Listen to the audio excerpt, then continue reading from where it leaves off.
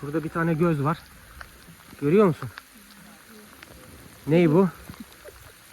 Kediymiş lan. Biz de tilki milki sandık. Gel lan buraya. Ormanın içinde tek başına ne işin var? Biz de sandık. Tilki sandık. Kurt da olabilir. Ayı. Oğlum bu ormanda ne işi var bunun? Aha şurada. Gel. Aç kaldı herhalde ormanda. Diken varmış böyle.